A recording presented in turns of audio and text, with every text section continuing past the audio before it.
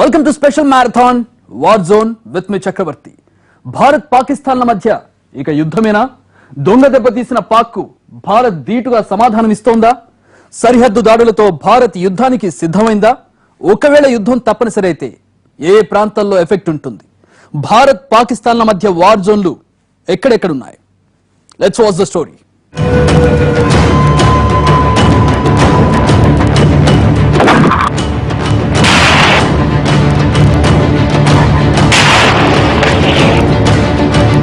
LOC line of control అంటే దేశ సరిహద్దుల్లోని నియంత్రణ రేఖ. గత కొంతకాలంగా పాకిస్తాన్ వైపు నుంచి కొనసాగుతున్న అరాచకాలకు, అడ్డు అదుపు లేని కవ్వింపు చర్యలకు భారత సైన్యం నుంచి ధీటైన జవాబు వెళ్ళింది ఇక్కడి నుంచే.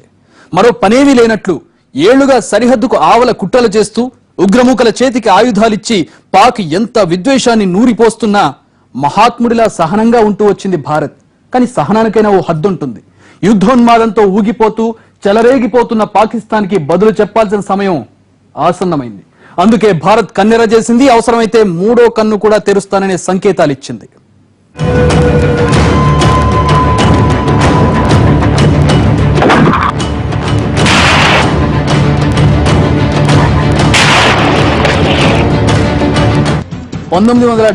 యుద్ధం తర్వాత చరిత్రలో మొదటిసారి ఎల్ఓసిని దాటి పాకిస్తాన్ భూభాగంలోకి దాదాపు 3 కిలోమీటర్ల లోపలికి చొచ్చుకెళ్లి మా జోలికొస్తే ఎంత దూరమైనా వస్తామని తొడగొట్టింది భారత సైన్యం. పీఓకేలోని 7 చోట్ల ఉగ్రవాద స్థావరాల్ని గుర్తించి లక్ష్యంగా చేసుకుని గురువారం వేకువజామున మన సైన్యం మెరుపుదాడుని నిర్వహించింది. 38 మందిని మట్టుబెట్టి మరికొందరిని అదుపులోకి తీసుకుంది. సర్జికల్ స్ట్రైక్ తో పాక్ ని వణికించిన ఈ ప్రాంతం మనకు అత్యంత కీలకం. ఉగ్రవాద శిబిరాలు నిర్వహిస్తూ ముష్కరుల్ని సరిహద్దులు దాటిస్తూ పాక్ సైన్యం టెర్రర్ గ్రూపులు మకాం వేస్తోంది ఈ ప్రాంతంలో. అందుకే ఎల్ఓసి పొడవునా ఒళ్లంతా కళ్ళు చేసుకుని కాపలా గాయాల్సి వస్తోంది మన సైన్యానికి. పాక్ సైన్యాన్ని, పాక్ ప్రేరేపిత ఉగ్రవాద మూకల్ని హద్దు దాటకుండా ఈ సరిహద్దు నియంత్రణ రేఖ పొడవునా మన సైన్యం అనుక్షణం సన్నద్ధంగా ఉండాల్సింది. పాకిస్తాన్ 2 అడుగులు ముందుకేస్తే 4 అడుగులు మనం ముందుకేయాల్సింది. ఎవరైనా వచ్చి మనకు చెందిన అడుగు స్థలాన్ని ఆక్రమిస్తేనే కోపం కట్టలు తెచ్చుకుంటుంది. మనదైన రీతిలో వారికి బుద్ధి చెప్పాలని రక్తం ఉడికిపోతుంది. అలాంటిది పరాయి దేశం ఇన్ని కవ్వింపు చర్యలకు పాల్పడుతుంటే, తరచూ గీసిన గీటు దాటుతుంటే దాని పాపాన అదే పోతుందని ఇంకా ఓపిక పట్టే పరిస్థితి ఎప్పుడూ దాటిపోయింది. అందుకే సరిహద్దుల్లో యుద్ధ మేఘాలు కమ్ముకున్న ప్రస్తుత పరిస్థితుల్లో లైన్ ఆఫ్ కంట్రోల్ సెగలు కక్కి అగ్ని పర్వతాన్ని మరిపిస్తుంది. భారత్ పాకిస్తాన్ మధ్య 700 కిలోమీటర్ల పొడవున ఉన్న ఎల్ఓసి 2 దేశాలకు వ్యూహాత్మకంగా అత్యంత కీలకం. అంతర్జాతీయంగా అధికారిక గుర్తింపు లేకున్నా సీజ్ ఫైర్ లైన్ గా ఈ నియంత్రణ రేఖ గుర్తింపు పొందింది. సిమ్లా ఒప్పందం తర్వాత లైన్ ఆఫ్ కంట్రోల్ గా కొనసాగుతుంది.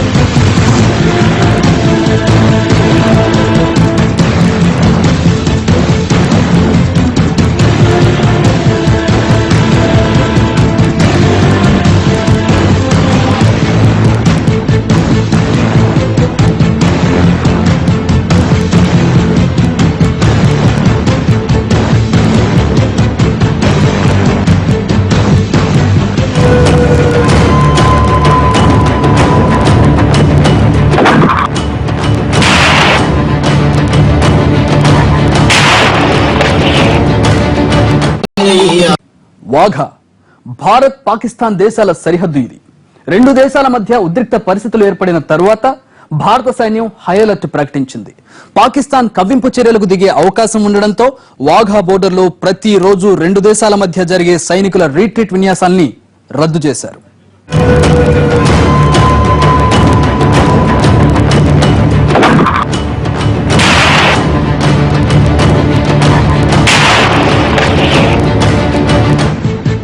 భారత్ పాక్ దేశాల మధ్య సరిహద్దు దాటే రహదారికి కూతబేటు దూరంలో ఉంది వాఘా. సరుకుల రవాణా టెర్మినల్, రైల్వే స్టేషన్ తో పాటు మన దేశంలోని పంజాబ్ అమృత్సర్, పాకిస్తాన్లోని లాహోర్ నగరాల్ని కలిపే గ్రాండ్ ట్రంక్ రోడ్ వాఘాలోనుంది. లాహోర్ కి 24 కిలోమీటర్లు, అమృత్సర్ కు 32 కిలోమీటర్ల దూరంలో ఉంది వాఘా. వాఘా బోర్డర్ వేడుకగా చెప్పుకునే 2 దేశాల బలగాల మధ్య జరిగే బీటింగ్ రిట్రీట్ ఎన్నిసార్లు చూసిన ఉద్వేగభరితమే. నిత్యం సాయంత్రం సూర్యాస్తమయానికి 2 గంటల ముందు జరిగే కార్యక్రమానికి 2 దేశాల ప్రజలు ఉత్కంఠగా వీక్షిస్తుంటారు. ఈ ఘట్టంలో కొన్ని సన్నివేశాలు రోమాలు నిక్కబొడుచుకునేలా ఉంటాయి. భారత్ సరిహద్దు భద్రతా దళం, పాక్ రేంజర్ల మధ్య పోటాపోటీగా ఇక్కడే కవాతు సాగుతుంది. సరిగ్గా సూర్యాస్త సమయానికి తమ తమ దేశ జాతీయ పతాకాల్ని అవనతం చేసి పరస్పరం కరచాలనం చేసుకుని వెనుదిరుగుతారు. ఓ మరుపురాని ఘట్టాన్ని చూశామనే సంతృప్తితో గుండెల నిండా దేశభక్తిని నింపుకొని రెండు దేశాల పౌరులు వెనుదిరుగుతారు. భారత్ పాకిస్తాన్ల మధ్య 1959 నుంచి క్రమం తప్పకుండా సాగుతున్న ఈ ఆనవాయితీ పైన ప్రస్తుతం యుద్ధ మేఘాలు కమ్ముకున్నాయి.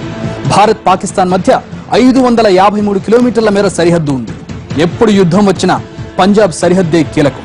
1965-71లో జరిగిన భారత్ పాక్ యుద్ధాల్లో రెండు దేశాల సైనిక బలగాలు ముఖాముఖి తలపడింది ఇక్కడే. దీంతో పంజాబ్ సరిహద్దులో భారత్ సైనిక వైమానిక దళాల్ని అప్రమత్తం చేశారు. పంజాబ్ ప్రభుత్వం కూడా హై అలర్ట్ ప్రకటించి ప్రజల్ని అప్రమత్తం చేసింది. అత్యవసర పరిస్థితులు వస్తే అందుబాటులో ఉండేందుకు పోలీసు వైద్య శాఖల్లో సెలవులను రద్దు చేశారు. ఇన్ని ప్రత్యేకతలు ఉండబట్టే భారత్ పాకిస్తాన్ల మధ్య వాఘా అత్యంత కీలకమైన ప్రాంతంగా ఉంది.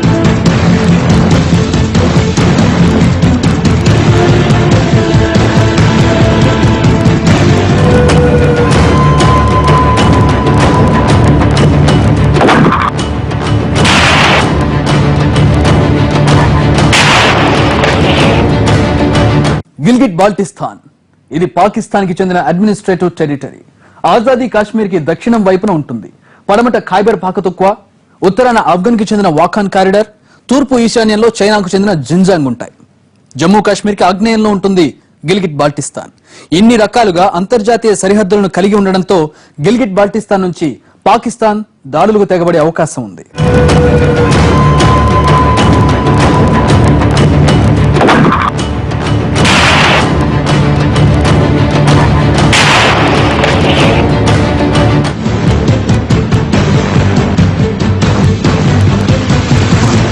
ఇప్పటికే ఉగ్రవాదానికి ఊతమిస్తూ మంచు పర్వతాల్లో మంటలు రేపుతున్న పాకిస్తాన్ జమ్మూ కాశ్మీర్ ని టార్గెట్ చేసుకుని ఇక్కడి నుంచి విరుచుకుపడే ప్రమాదం ఉంది.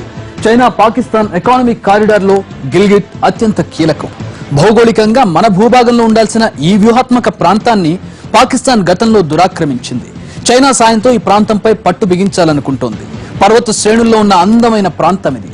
8,000 మీటర్ల ఎత్తైన 14 పర్వతాలు, 7,000 మీటర్ల ఎత్తైన 50 పర్వతాలున్న గిల్గిట్ పాక్ కి అత్యంత వ్యూహాత్మక ప్రాంతంగా ఉంది. బలూచిస్తాన్ తో పాటు గిల్గిట్ బాల్టిస్తాన్ ని కూడా స్వాతంత్ర వేడుకల్లో మన ప్రధాని మోడీ ప్రస్తావించారంటనే అర్థం చేసుకోవచ్చు ఈ ప్రాంతానికి ఉన్న ప్రాధాన్యం. చైనా పాకిస్తాన్ల వ్యాపార బంధం దృఢపడేందుకు సుమారు 450 కిలోమీటర్ల పొడవున్న గిల్గిట్ గేట్వేలా మారబోతోంది. అందుకే మన ప్రధాని దీని గురించి ప్రస్తావించగానే గుమ్మడికాయ దొంగల పాక్ భుజాలు తడుముకుంది.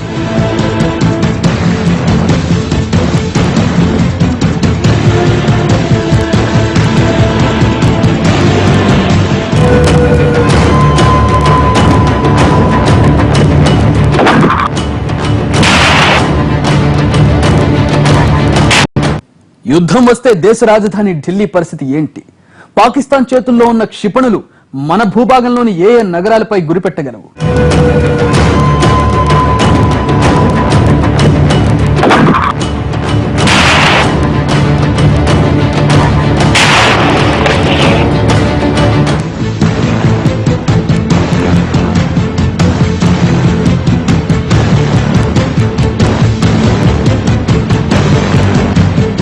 ఇది పరిశీలిస్తే పాకిస్తాన్ దగ్గర 130 వరకు అణు వార్ హెడ్స్ ఉన్నాయని అంచనా.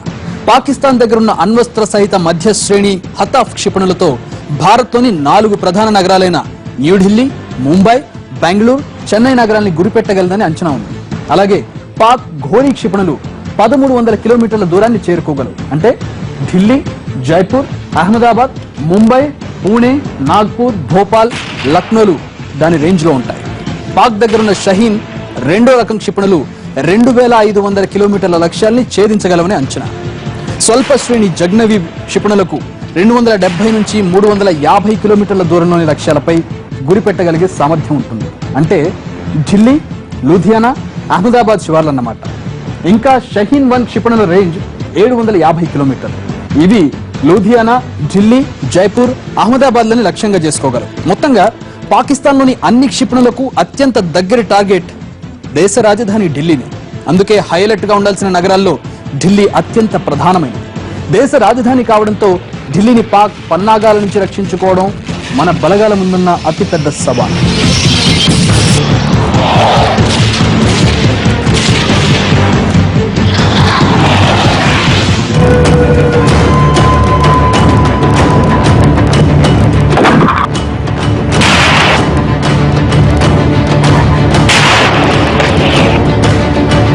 యుద్ధం అంటూ వస్తే అది ఎంత దూరం వెళుతుందనే ఆలోచనే అందరినీ వణికిస్తోంది. ప్రపంచ దేశాలు కూడా పదే పదే శాంతి వచనాలు పలుకుతూ చర్చలతో సమస్యను పరిష్కరించుకోవాలని సూచిస్తున్నాయంటే కారణం యుద్ధం అదుపు తప్పితే అది అణుబాంబులు పేలతాయన్న భయంతో.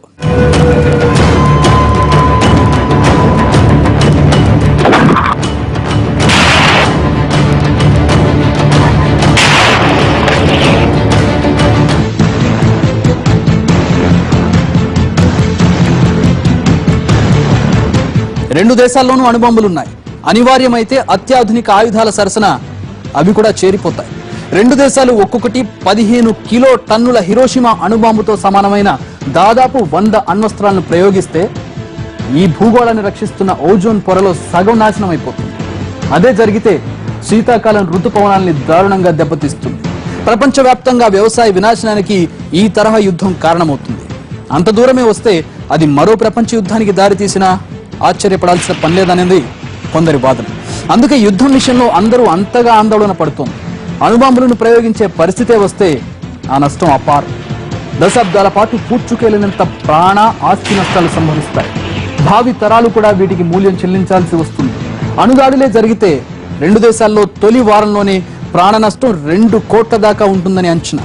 ఇది రెండో ప్రపంచ యుద్ధంలో చనిపోయిన వారి సంఖ్యలో సగం. గాయాలు విపరీతమై రేడియో ధార్మికత ప్రభావానికి లోనయ్యే వారి సంఖ్య దీనికి అదనం. అణ్వాయుధాలు వాడితే తలెత్తే వాతావరణ మార్పులతో ప్రపంచవ్యాప్తంగా 200 కోట్ల మంది జనాభా ఆకలితో అలమటిస్తారని అంచనా. పిచ్చోడి చేతిలో రాయి ఎంత ప్రమాదకరమో పాకిస్తాన్ చేతుల్లోని అణ్వస్త్రాలు కూడా అంతే. పేరుకు ప్రజాస్వామ్య ప్రభుత్వమే గాని పాక్లో పెత్తనమంతా ఆర్మీలే. సైన్యం చెప్పినట్లు పాక్ పాలకులు తలాడించాల్సింది. మరోవైపు పాక్ పాలకులతో అంటకాగుతూ సైన్యం నుంచి సాయం పొందుతూ పాక్ నేలపై ఉగ్రవాదం వేళ్లూనుకుంది. పక్కనున్న చైనా అండని చూసి పాక్ తెగబడితే మన దేశం కూడా అందుకు దీటనే జవాబు చెప్పడం తప్ప భారత్కి కూడా మరో మార్గం లేదు.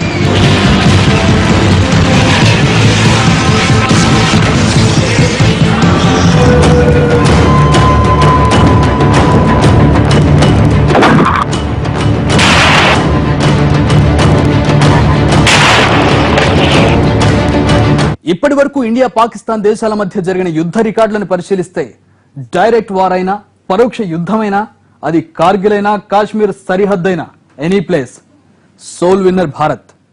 యుద్ధం చేస్తే గెలవడం భారత్ కు అలవాటు. చావు దెబ్బతిని చివరికి తోకముడవడం పాక్కి పరిపాటి. ఇది చరిత్ర చెబుతున్న సత్యం.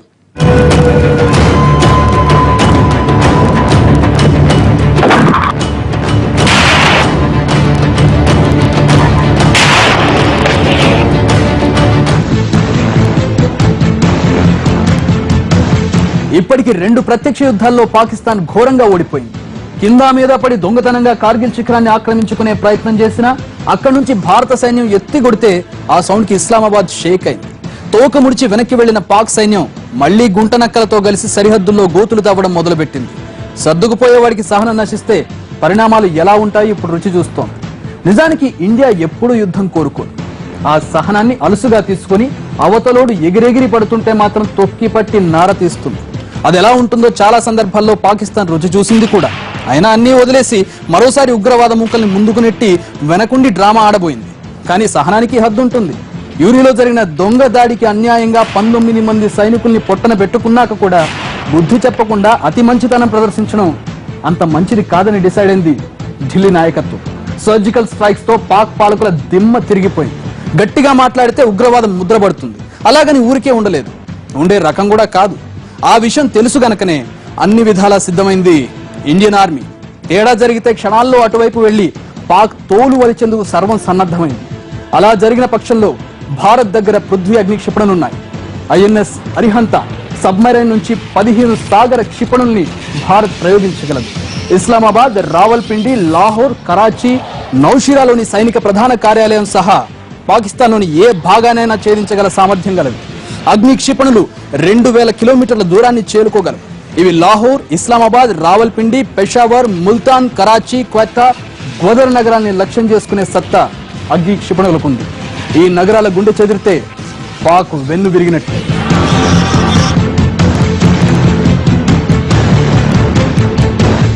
పీఓకేలో భారత ఆర్మీ సర్జికల్ స్ట్రైక్ నేపథ్యంలో పాక్ అణుదాడికి పాల్పడితే అనే ప్రశ్న తలెత్తుతోంది. అయితే భారత్పై అణుదాడి చేయడం అనేది పాక్ ఒక్కటి తీసుకోగల నిర్ణయం కాదు, అది అంతర్జాతీయ నిర్ణయం. ఎందుకంటే దక్షిణాసియాలో అణ్వస్త్ర దాడి జరిగితే ప్రపంచ ఆర్థిక వ్యవస్థ మొత్తం దెబ్బతింటుంది, ప్రపంచ దేశాలకు చమురు సరఫరా అతలాకుతలమవుతుంది. ఇవన్నీ తెలిసి కూడా పాకిస్తాన్ పిచ్చిగా భారత్పై అణ్వస్త్ర దాడికి తెగబడింది అనుకుందాం. అప్పుడు భారత్ ఎదురుదాడి ఏ స్థాయిలో ఉంటుందంటే ప్రపంచ పటంలో పాకిస్తాన్ ఉనికే ప్రశ్నార్థకమైపోతుంది.